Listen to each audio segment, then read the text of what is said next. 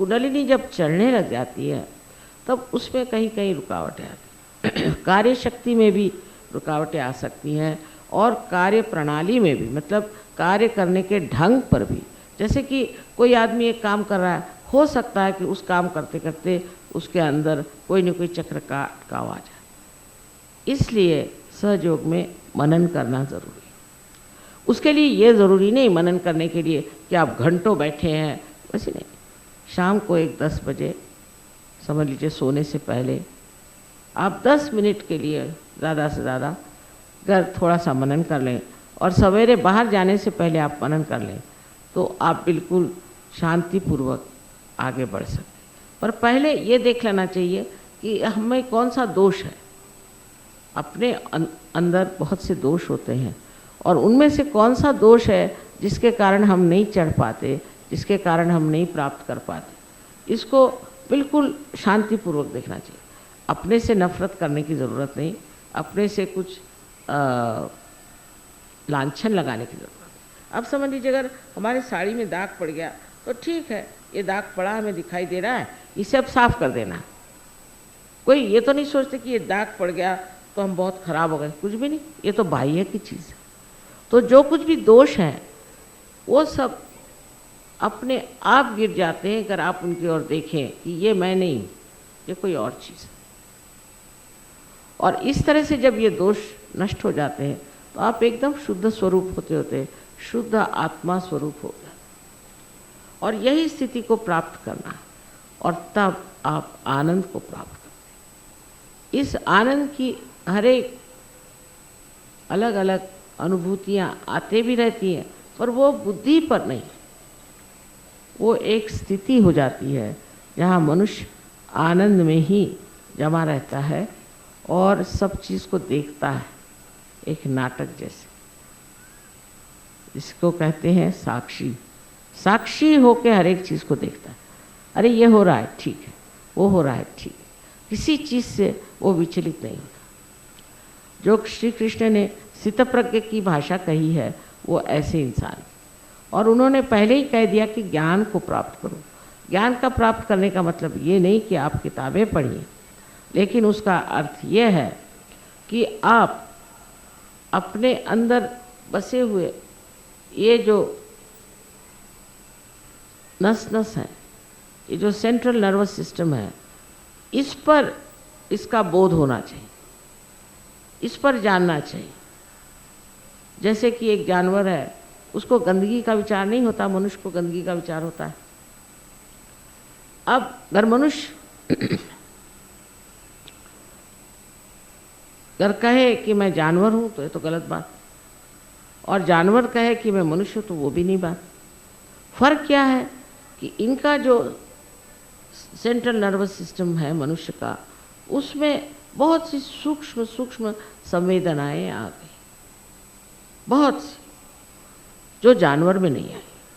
अब इससे ऊंची गति क्या होगी? ऊंची गति होगी कि जैसे एक कुत्ते से आप में ये फ़र्क है कि आप गंदगी जानते हैं, वैसे ही सूक्ष्म गति ये होती है कि आप जानते हैं ये पाप, ये बुराई, इसको करने का। जो चीज़ें आपको सर्वनाश की तरफ ले जा रही हैं वो गलत है, क्योंकि आपकी स्थिति ऊंची हो गई। आप एक महान स्थिति में आ गए हैं जिसमें से आपके अंदर ये संवेदनाएं आ गए। ये गलत है, ये असहज है, इसको छोड़ो। वो अपने आप ही छूटता जा, बुद्धि से नहीं छूटता है। यही फर्क है कि निरानंद में बुद्धि से नहीं छूटता है, वो निरानंद के ही आश्रय होता है। इसमें आनंद ही नहीं, छोड़ो। इसमें वाइब्रेशन नहीं, छोड़ो। जिसमें वाइब्रेशन नहीं वो चीज़ हमें चाहिए नहीं, ये बात आपके अंदर आने लग जाती है, क्योंकि उससे वो आनंद ही नहीं आता। इसलिए वो चीज़ आप कभी लेते भी नहीं और उसको मानते नहीं। इसके लिए कोई बड़े भारी यूनिवर्सिटी में जाने की ज़रूरत नहीं, या बड़े वेद और ये और वो पढ़ने की कोई ज़रूरत नहीं। ये मनुष्य की एक स्थिति है। कोई वेद पढ़ के या कोई बाइबल पढ़ के तो हम इंसान नहीं हुए। एक अंदरूनी जो निसर्गतः इसको कहना चाहिए कुदरती तरीके से, जो हमारे अंदर आज एक मनुष्य की स्थिति है, वही कुदरती तौर पर ही फिर वो ऊंची स्थिति हो सकती है। उसके लिए कोई भी आलंबन नहीं चाहिए, कोई आरोपण नहीं चाहिए, सीधे सीधे आप उस दशा में पहुंच सकते हैं और उसको आप प्राप्त कर सकते हैं। और ये आपका हक, हर एक साधक का ये हक है और इसकी पूर्ति होने का यही समय है। और आप इसे सब लोग प्राप्त करें, प्राप्त करके और फिर जानिए कि आप क्या है।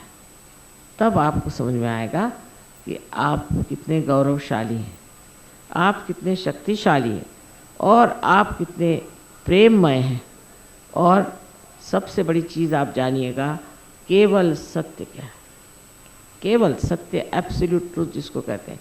आज तक लोग जो है अपना अपना बनाए हैं ट्रूथ, फिर पता हो जाता है उंगलियों पर कि सत्य क्या है। जिससे चैतन्य आए वही सत्य है, बाकी सब असत्य।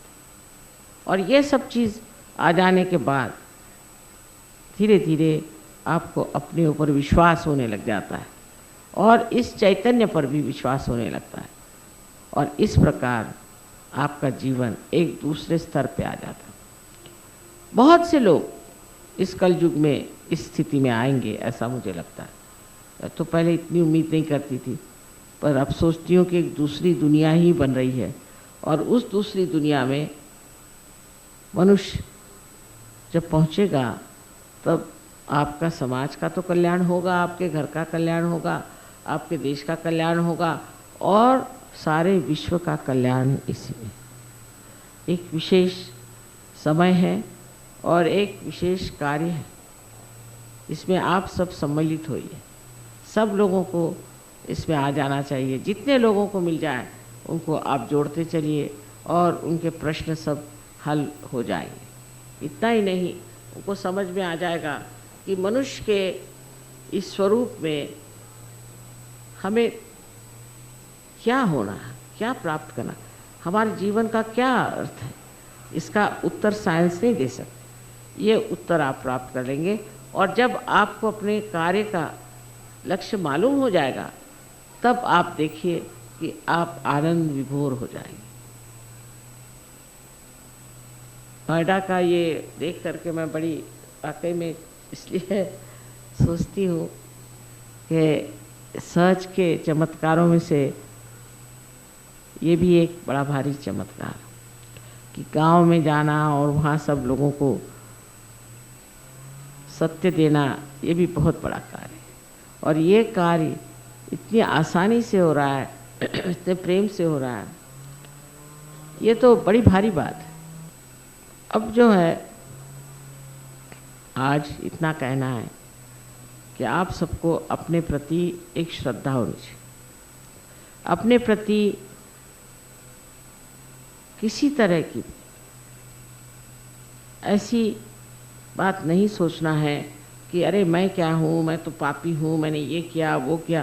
क्योंकि रात दिन सब लोग आपको यही बताते रहते हैं कि तू बड़ा खराब है, तू ऐसा है, तू ऐसा है। ये सब नहीं सोचना, ये सोचना है कि एक मैं मानव हूँ और मैं बड़ी ऊंची दशा में हूँ। अब मुझे इससे भी ऊंची दशा में जाना है। ये बड़ी गौरव की बात है आपके बारे में कि आप मानव हैं और मानव को ही तो जागृति दे सकते हैं, जानवरों को तो नहीं दे सकते।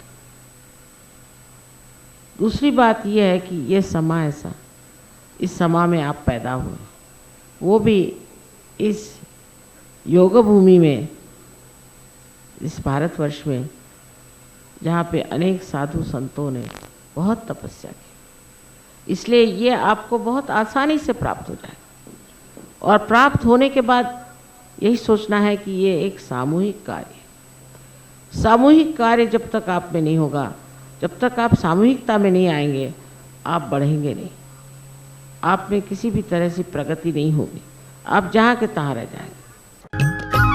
सब्सक्राइब कीजिए कुंडलिनी जागरण को और प्रेस कीजिए बेल आइकन को, जिससे कि आपको मिल सके हमारी लेटेस्ट वीडियो सबसे पहले।